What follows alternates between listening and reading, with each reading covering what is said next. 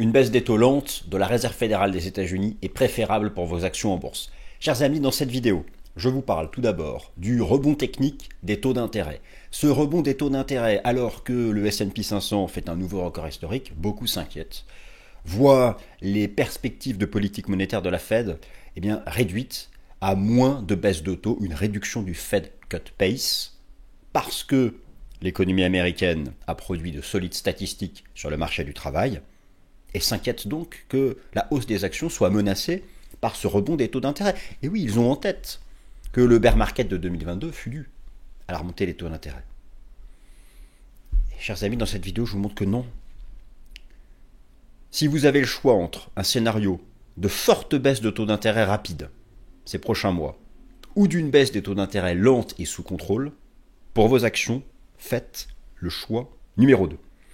Première partie de la vidéo, le rebond des taux d'intérêt du marché, peu importe les fondamentaux, il était d'origine technique. Oui, les fondamentaux l'ont autorisé, mais techniquement parlant, il était parfaitement envisageable. L'analyse technique a tout vu venir. C'est un rebond technique à court terme qui corrige une situation de survente. Vous allez voir, il y avait des divergences haussières. Deuxième partie, ce sera le cœur de la vidéo. Oui, une baisse des taux d'intérêt lente des banques centrales est une bonne chose pour vos actions en bourse. En lien avec un certain nombre de fondamentaux, je vous explique tout. Troisième partie, la désinflation est-elle menacée? Rebond du prix du pétrole, rebond court terme du prix des matières premières agricoles, inflation sous-jacente résiliente, certains s'inquiètent.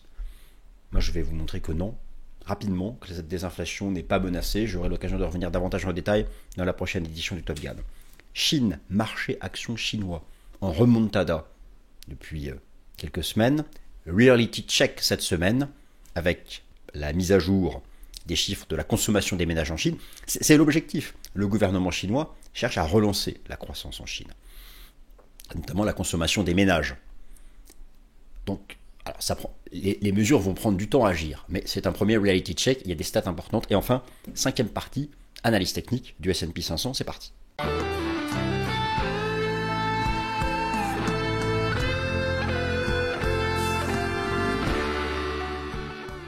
Alors chers amis, je suis ravi de vous retrouver une nouvelle édition du Top Gun. Donc oui, effectivement, c'est l'objectif de cette vidéo. Certains investisseurs m'ont appelé en me disant Vincent, bon, qu'est-ce qui se passe? Les taux d'intérêt du marché rebondissent depuis le début du mois d'octobre. Pour la Réserve fédérale des États-Unis, qui a pivoté en septembre, qui a baissé son taux directeur de 50 points de base, le marché, vous savez que d'ici la fin de l'année, il reste 2 décisions de politique monétaire, celle du 7 novembre et celle de fin décembre. Et pour le 7 novembre, le marché anticipait encore 50 points de base de baisse de taux. Or, depuis, ces perspectives ont changé, et désormais la probabilité qu'il y ait no Fed cut en novembre, est passée de 0 à 15%. Bon, entre-temps, le S&P 500 a fait un nouveau record historique. Vous voyez que le marché action ne s'en stresse pas. Mais, effectivement, certains investisseurs pensent que ça est une mauvaise nouvelle. Moins de baisse de taux, c'est pas possible, on va revivre le marché baissier de 2022, etc., etc. Moi, je vais vous montrer que non.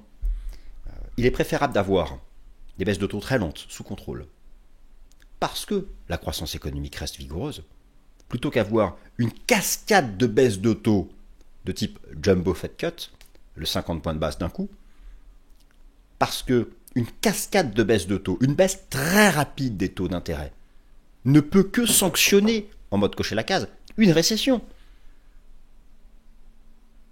Ne croyez pas que vos actions vont monter si les taux d'intérêt s'effondrent parce qu'il y a une récession. La tendance des actions en bourse, c'est d'abord les perspectives de croissance économique, ce sont les perspectives de croissance de profit des entreprises. Je vais vous montrer des super graphiques.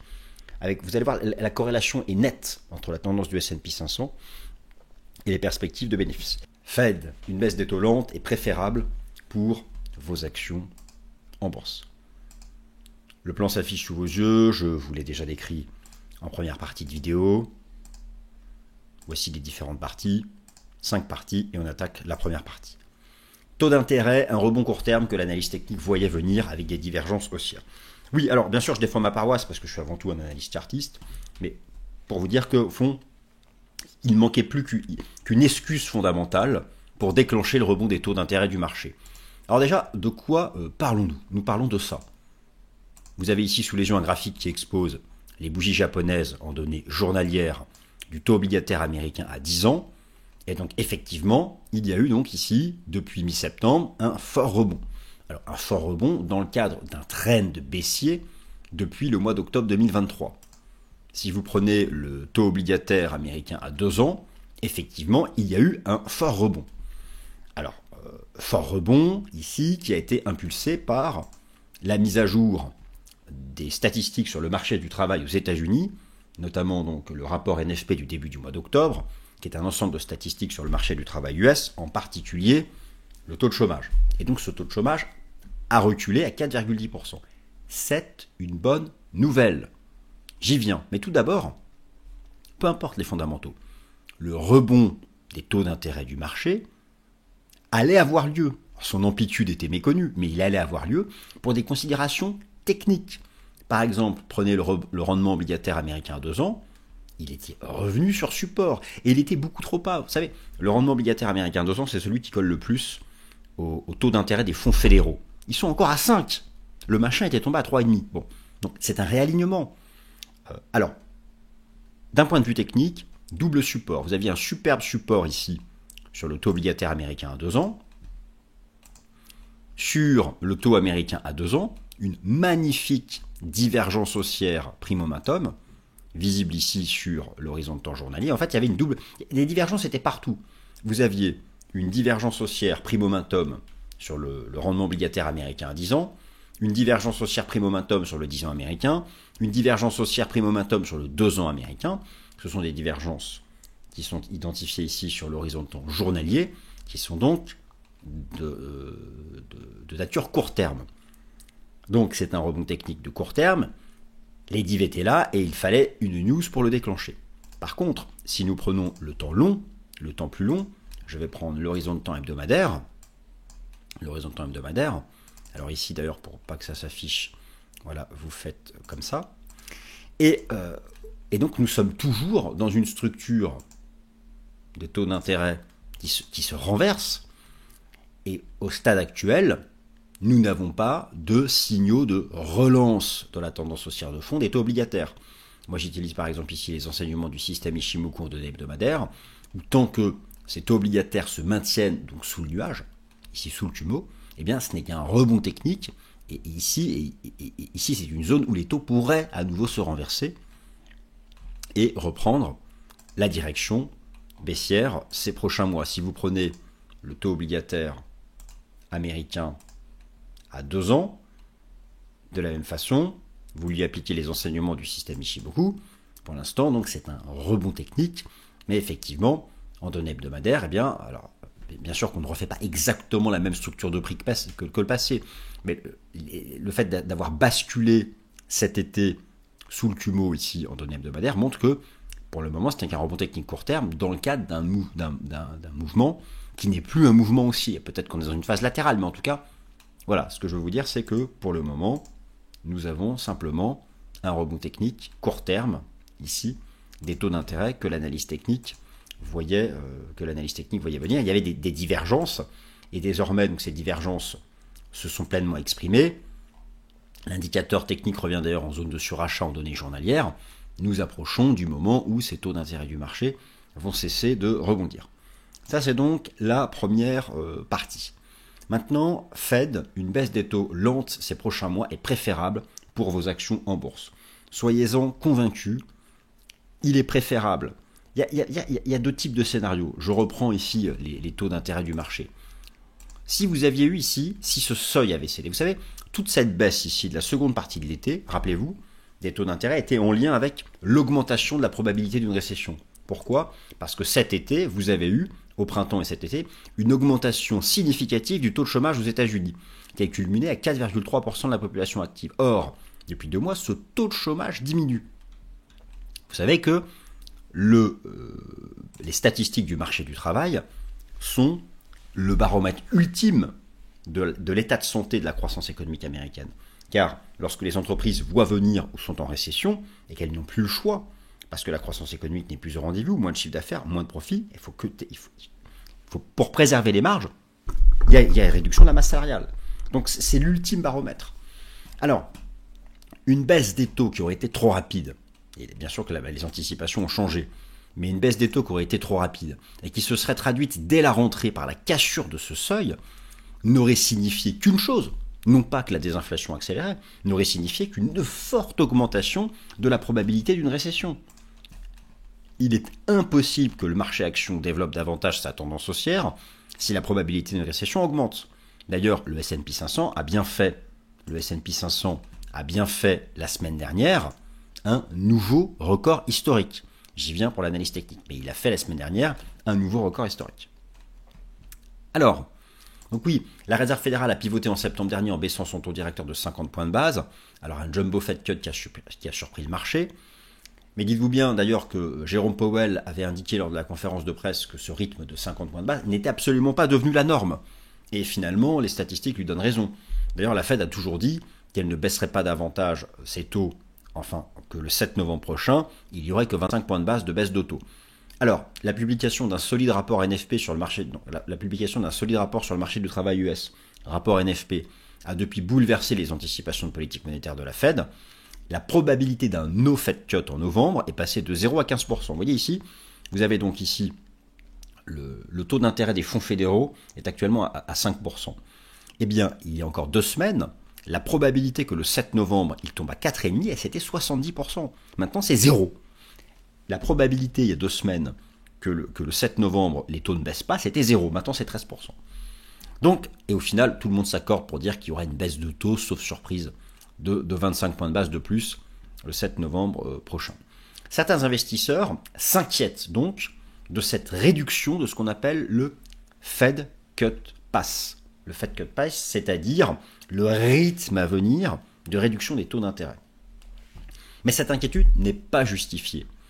Si cette lente réduction des taux d'intérêt vient sanctionner pas dans le sens corrigé, dans le sens cocher la case, dans le sens affirmer que l'économie américaine est résiliente avec un bon niveau de croissance, des taux d'intérêt qui restent élevés parce que la croissance économique reste élevée et que le taux de chômage se maintient à un niveau bas, c'est positif parce qu'une croissance économique qui reste positive et qui se maintient autour des 2% aux États-Unis permet d'assurer la croissance des profits.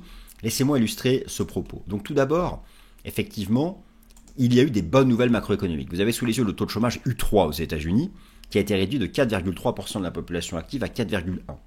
Ici, vous avez le taux de chômage U6 aux États-Unis qui a été réduit de 7,9% de la population active à 7,7% de la population active. Le taux de chômage U3 prenant en compte notamment ceux qui ne cherchent plus d'emploi, tout le travail précaire, etc. C'est le vrai taux de chômage. Bon. Et surtout, il y a eu 254 000 créations nettes d'emplois. Le marché s'était stressé ici, puisque le seuil d'alerte, c'est 100 000 créations nettes d'emplois par mois, et que le marché la statistique s'en était approchée à la fin de l'été. Mais au final, tout ça est une bonne chose. Alors, ces statistiques ici ont permis notamment de réduire la probabilité d'une récession. La plupart des banques américaines l'ont ramené à 15%, c'est la moyenne qu'on observe sur le long terme. Et vous avez notamment, il y avait un stress par rapport à l'activation de la règle de Sam, qui consiste à dire que la récession commence lorsque la moyenne mobile du taux de chômage, la moyenne mobile à 3 mois du taux de chômage U3 augmente de plus de 0,50. La maîtrise était montée à 0,57 et elle retombe à 0,50. Donc on désactive presque la règle de Sam. Et au final, je veux dire, voilà, regardez ce graphique. Ici, vous avez un graphique qui expose la tendance en bleu des anticipations de profit du S&P 500 et en vert l'indice S&P 500. Il y a une corrélation positive forte, en tout cas, il y a une corrélation positive qui tend vers 1 entre les anticipations de profit des entreprises américaines et la tendance du S&P 500. Et vous pouvez observer donc que les anticipations de profit pour 2025 sont très élevées, et ces anticipations de profit ne peuvent être vérifiées dans les faits que si la croissance économique américaine se maintient. Et je trouve ici ce graphique intéressant. Vous avez ici le taux de croissance du produit intérieur brut, donc trimestre après trimestre, pour en bleu les États-Unis et en gris la zone euro.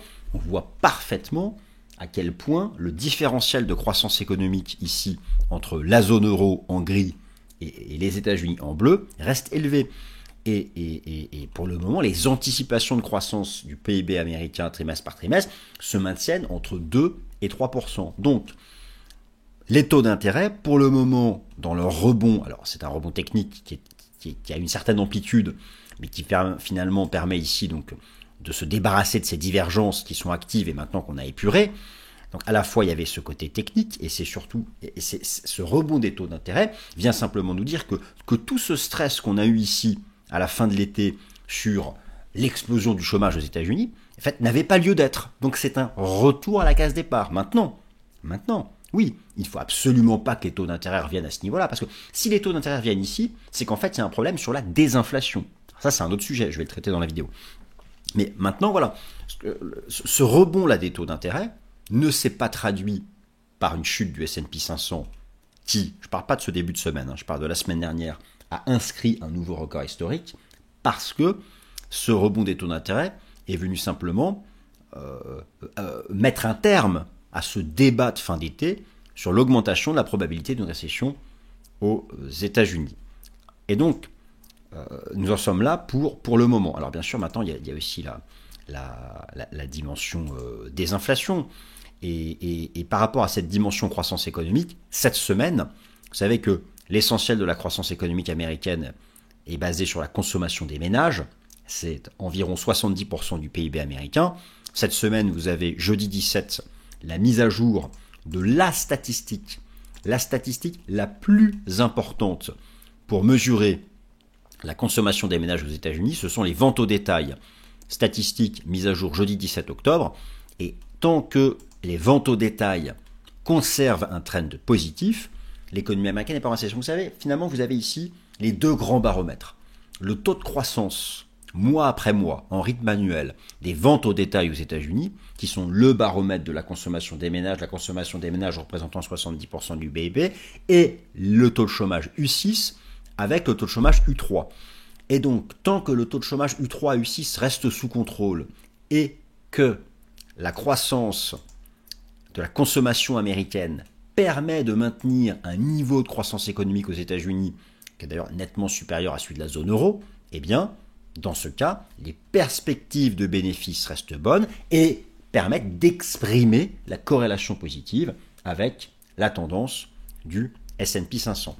Donc, pour le moment, en tout cas, le rebond des taux d'intérêt du marché et la réduction du cycle envisagé des taux d'intérêt de la Fed correspondent au fait que c'est la probabilité d'une récession qui a diminué et non pas un risque de rebond de l'inflation.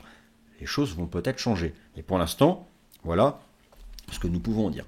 Alors justement, par rapport à cette inflation, vous avez eu donc la semaine dernière la mise à jour de l'inflation CPI. Alors vous savez que la Réserve fédérale des États-Unis, pour évaluer le régime des prix aux États-Unis, regarde le CPI, le PPI et le PCE. Elle regarde surtout le PCE. Et effectivement, ce que nous observons, c'est qu'il y a une résilience de l'inflation sous-jacente. Alors l'inflation nominale est sur son plus bas, mais les indicateurs temps réel d'inflation ont tendance à rebondir. Et voilà, le rebond du prix du pétrole est-il un risque de rebond de l'inflation nominale? J'ai traité ce sujet dans l'émission Top Gun de Fast and Forex de la semaine dernière. Je vous ai expliqué que tant que le prix du pétrole se maintient sous les $80, il ne retrouvera pas de contribution positive au calcul de l'inflation nominale. Alors, pour se projeter sur la désinflation est-elle menacée? C'est assez complexe parce qu'il y a à la fois l'inflation nominale, l'inflation sous-jacente, l'inflation nominale, l'inflation sous-jacente excluant le prix de l'énergie et le prix de l'alimentaire, et vous avez donc le PCE et le CPI, et chacune des composantes a un poids différent. L'inflation nominale va-t-elle rebondir? Alors, effectivement, un investisseur me soulignait, regarde Vincent, attention, le Trueflation remonte verticalement. Que se passe-t-il? C'est la deuxième vague d'inflation, c'est fini, il n'y aura pas de baisse de taux des banques centrales. Pas de panique. Tout d'abord, ce rebond de l'inflation nominale doit être mis dans son contexte. Ici, vous avez la variation sur 6 mois, ça peut faire un peu peur. Je vous mets l'historique complet. Vous voyez que la désinflation a commencé à 11%.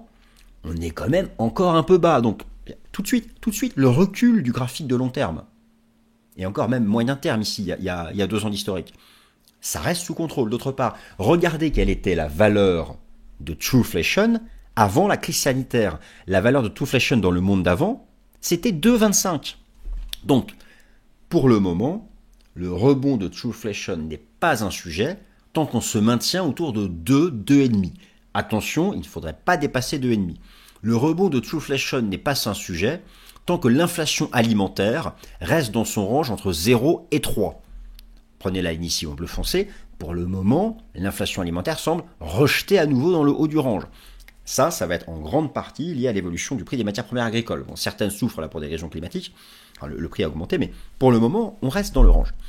L'inflation du pétrole a une contribution encore négative, je vous l'expliquais, tant qu'on se maintient sous 80 $. Maintenant, le vrai sujet pour la Banque centrale, parce que l'inflation nominale, il y a ces éléments jugés justement volatiles, de l'inflation alimentaire et de l'inflation de l'énergie, qui est compris dans la catégorie transport pour le CPI. Mais la Banque centrale regarde l'inflation sous-jacente, et en grande partie l'inflation des services, essentiellement l'immobilier, essentiellement les assurances, sans oublier le poids des frais de santé dans le PCE. Et pour le moment, la tendance reste baissière pour l'inflation immobilière, qui pèse quand même 33% du CPI et 18% du PCE, et l'inflation des frais de santé reste baissière. Reste effectivement l'incertitude des autres services, et notamment des assurances, et notamment des assurances automobiles, où c'est du grand n'importe quoi, et malheureusement, c'est encore à 2 chiffres, et ça pèse 8% du PCE. Donc, lorsque vous reprenez Trueflation et que vous regardez la santé, eh bien, la tendance est à nouveau à la baisse, depuis quelques semaines. Ça, c'est plutôt rassurant pour le PCE. Lorsque vous regardez l'inflation immobilière, elle est à 1%, c'est-à-dire qu'elle est à 1%, alors que dans l'inflation officielle, elle est à 5%, et je vous ai expliqué à plusieurs reprises qu'il faut énormément de temps pour que l'inflation immobilière temps réel vienne être intégrée aux chiffres officiels. Ici, vous avez l'inflation immobilière officielle qui est à 5%, là, vous avez l'inflation immobilière temps réel qui est à 3,36 selon le Zillow, et pour les tout nouveaux loyers, moins 1. Donc ça, les perspectives, il y a encore de la marge à la baisse dans l'inflation immobilière. Ne serait-ce parce que nous connaissons les données temps réel, et je vous remonte le poids, notamment dans le CPI et aussi dans le PCE. Donc là, il y a du bon à aller chercher. En fait, le vrai sujet sont l'ensemble des autres services, et en particulier les assurances, où là, pour l'instant, les assureurs se gavent. Qu'est-ce que je vous dis ? Ils se gavent. Ils ne semblent pas avoir l'intention de réduire cette folle croissance de leur marge. Alors, ils ont des vrais coûts derrière, bien sûr, mais bon, c'est comme ça.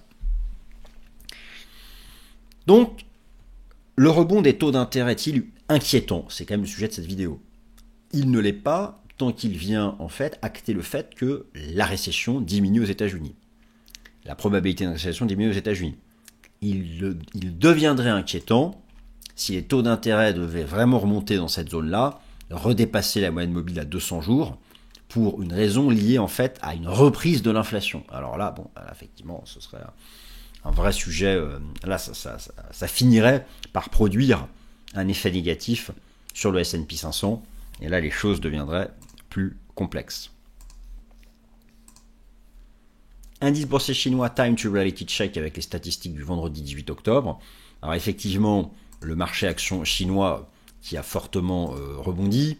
Donc je vais vous en redonner un mot sur le plan technique. J'en ai déjà parlé la semaine dernière.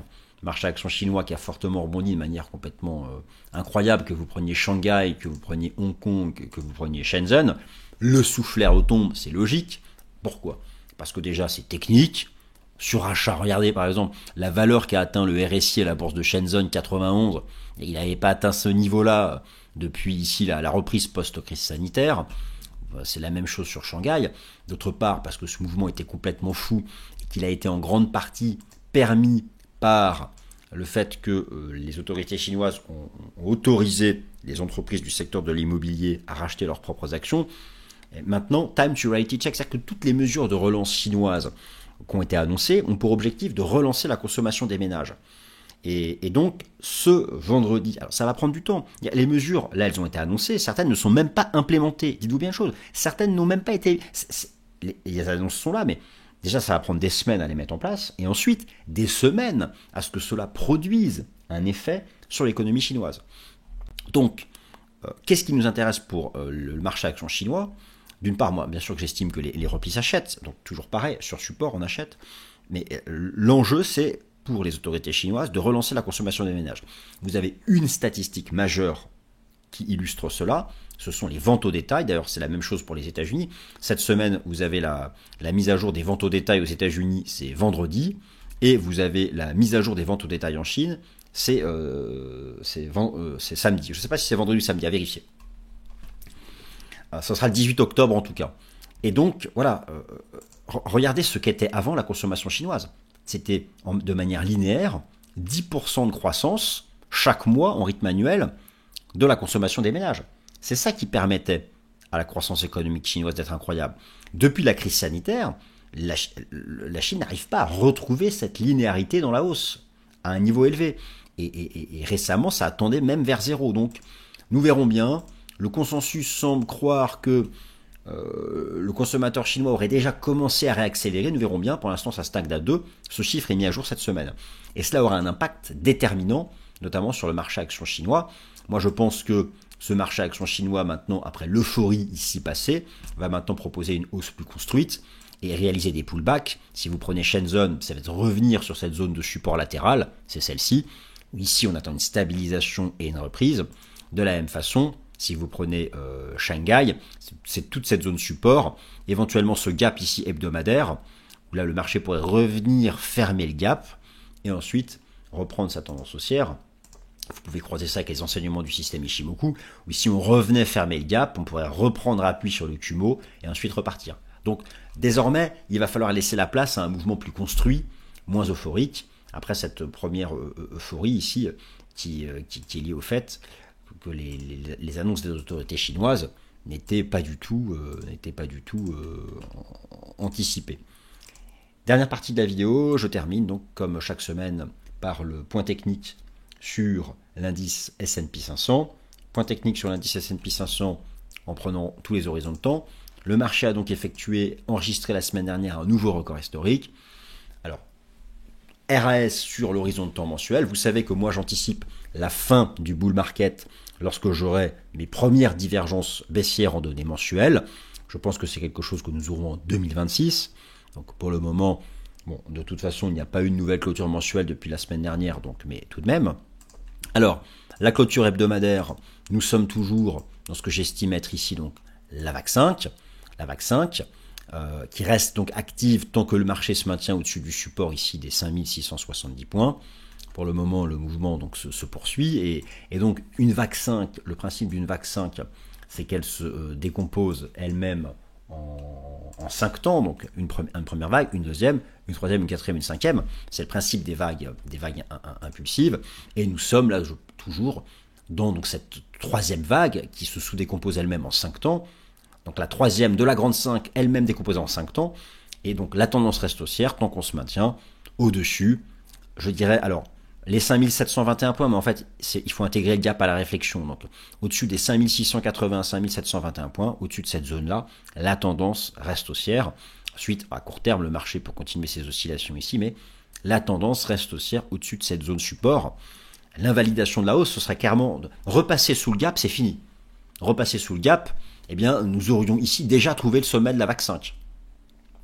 Et derrière, ça chuterait ici. Donc, mais tant qu'on se maintient au-dessus de cette zone, la cible naturelle reste pour le moment les 6000 points sur l'indice S&P 500. Je pense que c'est une cible de fin d'année, pas aujourd'hui ni cette semaine, une cible pour Noël, sachant qu'en plus pour le S&P 500, il y a une saisonnalité très favorable en novembre-décembre. Bon, ça va aussi bien sûr dépendre du résultat des élections présidentielles américaines, mais je ne serais pas surpris que nous voyions le S&P 500 à 6000 points pour les fêtes de fin d'année.